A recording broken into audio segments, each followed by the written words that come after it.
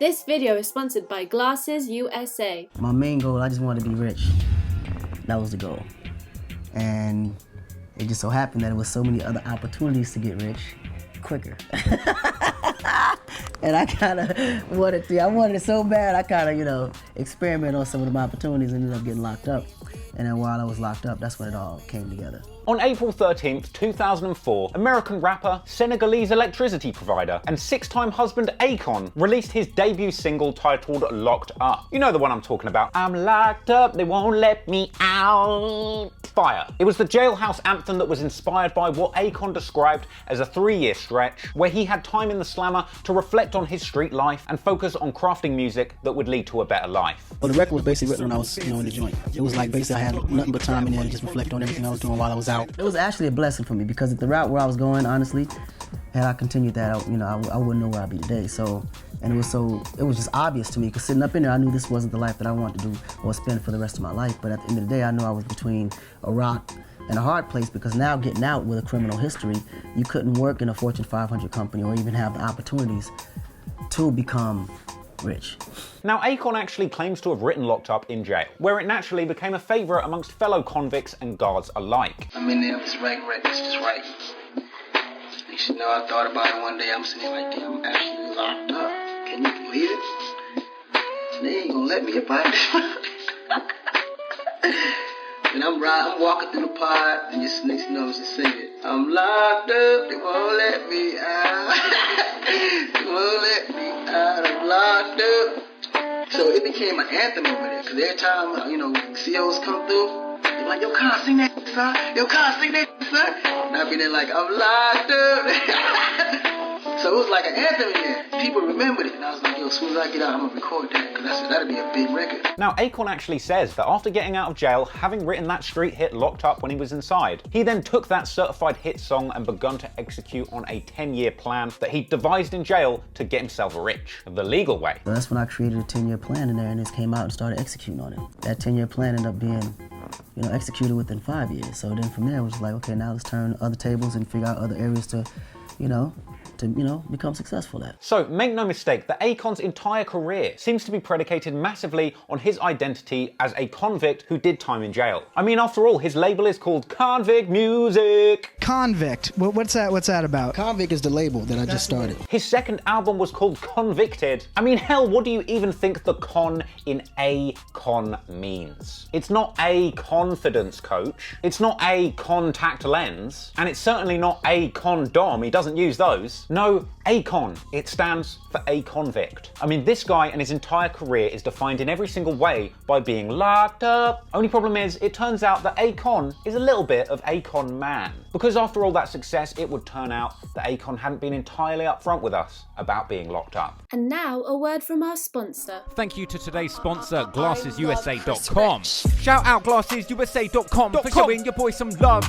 They cut out the middleman, now they're the online glasses plug. They're the plug. They got prescription glasses and sunglasses for up to 70% off retail prices. Man, I'm delighted. And guess what? Now you can shop for all your eyewear needs online at affordable prices without leaving your home. That's how I got mine. GlassesUSA.com sent me 4 pairs to test out and share. They got 6,000 more over there. So here's what I think of them if you care. Your first pair, see what your boy rocking. Big pilot frames like Hunter S. Thompson. Feel like a boss when I go shopping. Bad boy frame, got the gal dem watching. Next pair, these ones oh so rare. Thick pipe rims with a rose gold layer. Wore them on Twitch, felt like a true player with elastic arms, so you know they gon' stay up. Third pair got me looking like a trap house Steve Jobs. Round frame specs with a minimal floss. Look like a doctor, my name ain't Dre. Them right there are some fire frame. Last set, had to order some gamer specs with a tint frame for when I play late and sesh. Safe to say they're amazingly fresh, I would invest. They're affordable but high end. Designer brands like Ray-Ban and Gucci, they're on trend. Flex on your friends with all these colours and shapes for your lens. A complete pair starts at $30. Affordable? Heck yeah! That includes prescription lenses you can add to almost any pair. And the website has a virtual mirror for you to put frames on RZA or yourself. With GlassesUSA.com, it's impossible to take a L. They got a money back guarantee, so the whole thing stays risk-free. Products backed by a 1-year warranty, so scroll down, click my link, please. So if you're in the market for glasses or sunglasses, check out GlassesUSA.com in the description below. If you support them, you're supporting your boy Trap Lord Ross, and of course, staying fresh with a fire set of frames. Thanks, GlassesUSA.com. Now, Akon's song Locked Up was a runaway success. The track landed at number 8 on the Billboard charts, and it went top 20 internationally over in the likes of France, Germany, Spain, and Switzerland. And the album that it was from, titled Trouble, which also spawned the smash hit Lonely, hit number 18 on Billboard, and Call Blimey, it even went number 1 in the United Kingdom. And of course, when it released, Locked Up became the street anthem for any law-breaking goons who had done wrong in the past, gotten locked up, and were trying to change their ways. And off of the back of the runaway success of this song, Akon became the poster boy for rappers who had spent time in the slammer. And of course, with all this newfound attention came the interviews. And of course, Akon was ready and raring to reminisce on his good old days of being locked in the slammer with anybody that was willing to listen. I know it's crazy, but me getting locked up, I always looked at it like a life lesson, because it always made me stronger. When I got locked up, it really made me evaluate. Not only am I ashamed of a lot of things that happened, I couldn't believe I had the heart to do a lot of that stuff. But of course, the one question that I know is on a lot of people's minds right now, why did Akon get locked up? Well, according to him, he was the ringleader of a notorious car theft operation. After I got out of prison, I ended up doing 3 years for being a ringleader of a notorious car theft operation. Came out, couldn't get a regular job. I don't think I could really fall back on was my music. So, come to find out, the hobby eventually saved my life. I wasn't stealing them and taking them to chop shops. I owned 4 chop shops in Atlanta. Literally own chop shops. In a VH1 interview, he claimed to literally snatch cars off the street. We used to literally snatch cars away from people, and they would be traumatized for months, like, ah! For real, Akon was actually out here committing grand theft autos, like some sort of auto-tuned Tommy Vercetti. And apparently his gang specialized in boosting Porsches, Lambos, Mercs, and selling them to celebrities and drug dealers. He even claimed to frequently have high-speed chases with the cops on some Need for Speed Most Wanted shit. If I had to describe what I was going through when I was stealing cars and all the police chases and all that, I can definitely say I was in that state of mind of get rich or die trying. But of course, as we all know, you can only boost so many cars before you rack up a tidy little wanted level. And eventually, Akon was of course busted, when he says he was sent away to the slammer for 3 years. I was in there for 3 years. In fact, later on in a Rolling Stone interview, Akon claimed that the only reason that he'd got caught by the cops that time is because he was driving a BMW 325, which was apparently way too slow to get away from the cops. Oh, come on, Akon, you mean to tell me you're the ringleader of a notorious car operation and you don't have NOT installed? Pull the other one. Anyway, Akon points to this particular incident, getting caught in the slow-moving BMW 325, as the incident that got him 3 years in the slammer, apparently being served between 1999 and 2001. Only problem is, in 2008, popular muckraking website The Smoking Gun did an investigation, concluding that not only had Akon never served a 3-year sentence, but it would actually turn out that in that particular case with the slow BMW, all of the charges were dropped and he didn't even end up getting a conviction. Not such a con after all, are we?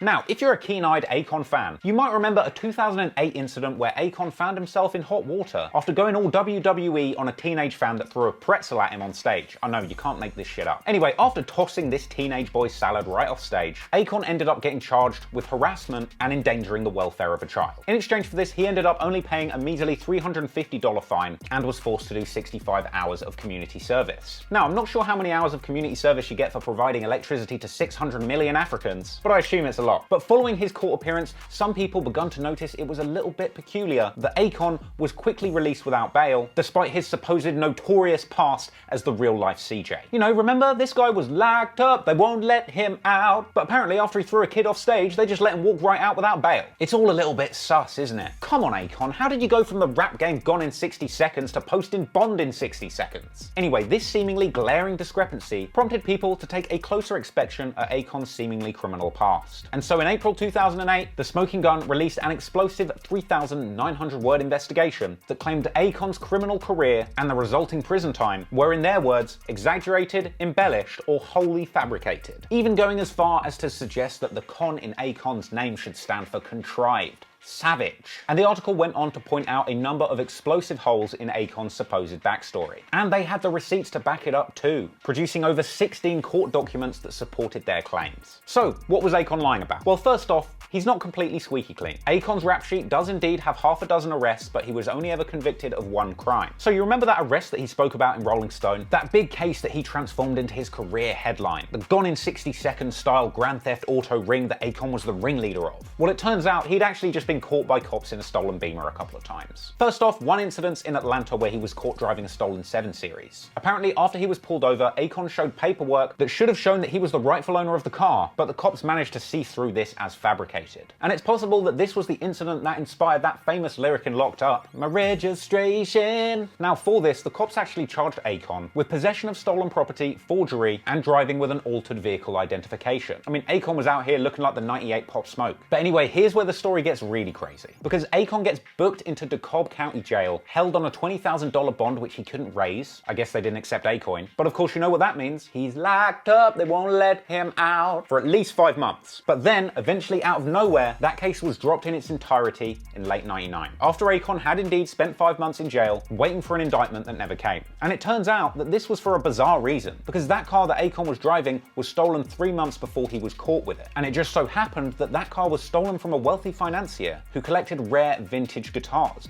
one of which was in that BMW when it was stolen and was apparently worth between $100,000 and $250,000. Now, fortunately, before driving to Akon's supposed chop shop, whoever nicked the car threw that piece of garbage guitar onto the side of the road, where fortunately it was eventually discovered. Anyway, the guitar and the car eventually did find their way back to their rightful owner, and Akon found himself a free man with no repercussions of driving that hot whip. However, both before and after that case in Atlanta, Akon had also been stopped driving stolen Beamers back in New Jersey. In fact, him and his Cody were indicted in September 1998 for handgun possession and receiving of stolen property in reference to the stolen 325 Beamer that Akon had referenced before. And so eventually in June 1999, after getting out of jail after waiting around for 5 months for that 7 Series charge to get dropped, Akon struck a deal with prosecutors to plead guilty to the gun charge in return for the state dropping stolen car charges. And as part of that deal, Akon agreed to be transferred back to Georgia to serve 3 years probation.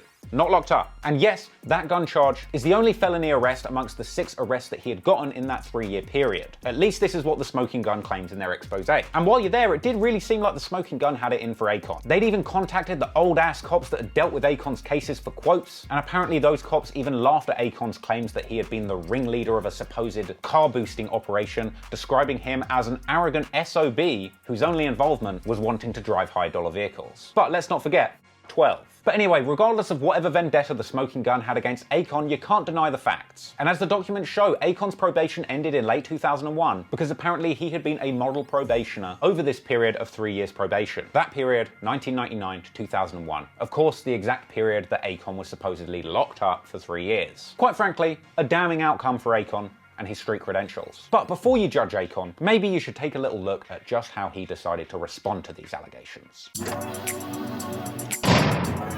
So, these were some explosive claims, and of course Akon wasn't going to stay hush about it. And so Akon eventually did respond to these rumors in an exclusive interview with the legendary Vlad TV, where he sort of cleared things up. Yeah, I recall, reading the smoking gun article as well. Exactly. Smoking gun could just call me directly. I would have given them all the answers. It's a good opportunity for them to get ratings and hits on the site. He basically explained that the article was just smoking gun clickbait. The question was never whether or not I got locked up. That's how I got the idea of writing the song in the first place. Had I not gotten locked up, I would have never even made a thought of writing that song. I was a kind of artist that always wrote about experiences and what I went through in my life. He doubled down on the fact that he was locked up at least for a period of time, and said that if you add up every little sentence that he got, he did do 3 years in the slammer total. The question was, did I do 3 years in jail? Yes, I did 3 years. I just didn't do 3 straight years. As time was going on, I was constantly getting locked up. 2 months here, 5 months here, 6 months here, 7 months here. When they asked me, I said, yeah, if I had to add up all the times I was locked up, I probably could easily qualify to add up to maybe 3 years. Sure, it's a low-key sidestep to all of those allegations, but you can't say Akon was never locked up. And to be fair, the smoking gun doesn't really go into detail into what he was up to between 01 and 04. Maybe he's right. And you certainly can't say he didn't address this situation and man up and give his side of the story. But in some ways, it was even more revealing when he sat down with MTV News to respond to the allegations in a slightly more evasive way, where he basically just sidestepped the whole thing, saying that everyone's entitled to their own opinions, and that delving back into the past to dig up old negative stories makes no sense to him when he is moving forward on positive things. Also pointing out that his convict movement and all the positivity in his life that he has achieved through music is what has taken him forward out of that old life, which is something that he would rather forget. And I know it's ironic, but to be honest, this interview, where he says less than he did in the Vlad interview, if anything, proves his point even more. Because while it's absolutely true that he clearly embellished his criminal past, fluffing it up way beyond what was necessary, you gotta ask yourself, why would he do this? It's because, at least at the time, hip-hop truly respected tough gangster types. And sure, spinning your 5-month sentence where you didn't actually end up getting convicted into a 3-year sentence because you did 3 years probation might be a little bit cheeky. And yeah, sure, naming your label Convict Music, your album Convicted, and your own rap name literally being Akon, a convict, is definitely a bit of a finesse. But you know what? Akon did it for all the right reasons. Because it was that finessing and embellishing that got Akon out of a life of petty crime. He didn't want to be hustling on the street or driving around in stolen whips. It was this embellishing of his prison time that took him from a 2-bit street hustler to a multi-platinum recording artist. Now he's got exotic mansions and luxury cars coming out of his arse. How can you really hate on a hungry hustler who was willing to wear whatever hat he needed to get rich quick? Because really, isn't that what hip-hop's all about? Well, it certainly is in 2020, and frankly, knowing that Akon is a master finesser only makes me like him more. In fact, I think I can think of somebody else who was willing to do whatever they possibly could to get rich off of a gangster image that they weren't necessarily really all about. Your boy, 6ix9ine. When the snippet of Akon and 6ix9ine working together on the 2020 Locked Up remix surfaced, a lot of thugs, G's and gangsters that grew up with and maybe even did time to Jailhouse Anthem were naturally upset. But the point I think a lot of people missed is that Akon and 6ix9ine are very similar people. They're both natural hustlers who are willing to do whatever it took, rock whatever rag they needed and craft the perfect backstory just to get the success that they wanted, regardless of how true, false or wildly exaggerated. And we learned from Akon directly that he was willing to give 6ix9ine a pass for his Treyway tomfoolery, blaming the OGs for not leading him down the right path. Nah, Tekashi, that's my little man. His generation and our generation ain't the same. Yeah. We gotta teach them different. You know what I'm saying? Because you gotta understand, when kids get in a situation like that, and I look at him still as a young OG, like a young G that was surrounded by a whole bunch of people that didn't inform him or that didn't educate him properly as to what he was getting himself into. And you gotta know that. If I'm an OG, I'm not gonna put somebody that young, that inexperienced, or that uneducated to the streets like that in a situation where I know that if we get caught up, there may be a possibility that he might fold on it. People like Tekashi, we just gotta teach them, because he's not the only one out there like that. That whole generation is like that. So we gotta teach them better. We gotta give them a better understanding of what they're walking into, what the implications are, and more than anything, what fucking punishment becomes. So until you're ready for that, don't get caught up in that, and don't surround yourself around people that's gonna put you in that situation. In my opinion, Akon is speaking straight facts. 6ix9ine was riding whatever red ragged wave he could to the top because he also knew that hip-hop loves a gangster backstory. And unfortunately, 6ix9ine's Treyway team saw this opportunity to hit a lick and made the stupid mistake of putting someone who they should have known isn't really gangster front and center in a position where he only would have one escape if everything collapsed. Snitching, baby. So I don't know about you, but I've certainly had that Akon 6ix9ine Locked Up 2020 snippet on repeat ever since it dropped, and I cannot wait for it to be released in its full glory. Because much like the rest of hip-hop fans in 2020, I don't care that 6ix9ine is a snitch, and I don't care that Akon lied about being locked up, because they both did it to improve their lives and achieve their dreams, and at the very least, the music they made out of those experiences was straight fire. I don't care who disagrees. So salute to Akon for being locked up, even though he lied about it a little bit, and salute to 6ix9ine because I like him, whatever. Peace! I want you to pick my next video. If you want to pick a video for me to do on my channel, head on over to patreon.com/traplawross. I am currently making it a monthly tradition to choose stories suggested by you guys directly and make them happen on Patreon only, baby. We've had some great suggestions from the patrons so far, and once this month ends, I'm going to take my favorite suggestions and put them to a poll to the patrons. Whichever one wins, we're going to do, and we're going to do this every single month until the wheels fall off. So if you're already a patron and you haven't suggested a story or voted, head on over to patreon.com/traplawross and do so. And if you haven't, I would urge you to head on over there, become a supporter of the channel, and help me make sure that I can keep these videos going and that I'm always doing the stories that you guys want. And with that said, I want to give a humongous shout out to the patrons. That's Eddie Aguilar, Dylan Gordon, M. Clate, Jay Superior, Tammy Whittington, Alien Evasion, Abraham Perez, Chosen One, Dreezy Draco, Frank Forsiglia, Max Hathaway 2000, Trauma Hound, Duhwan Jones, Van Johnson, Mark Vader, Jay, Senjagara, Ryder, Pamela Vigil, Brendan Wedlow, Chris, Sebastian Andres Laredo, Sean Anderson, Vampires for Hire, Roberto Rosas, Matthias Martin, Deshaun Campbell, Tuxedo Mask, Eric Prince Niceamore, Eric Fredrickson, Jameson Filippi, Black Lives Matter F the Police 5021, Antonio Groza, Bash the Prince, Chris J, Claire Audion, DJ Fred 100, Griffin Fuller, Henry Bryant, Jaden Cho, Jason Wyman, Javier Gonzalez, Jessica Simmons, Kizzlebot, Niraj Shukla, Otaku VS, Harry Vagina, Penis Bag Mick Penis Face, Pyromancer, Vivi, and Wilson Psychedelic, as well as all of the other names who you see on screen right now. I appreciate your support, it means the world to me, and I'm excited to start doing your suggestions. Thanks again for watching, and also make sure you head on over to Glasses USA, where they got the most poppin' glasses in the game, baby. Show them some love, because they showed me some love, and thank you for watching. Until next time, peace out, guys.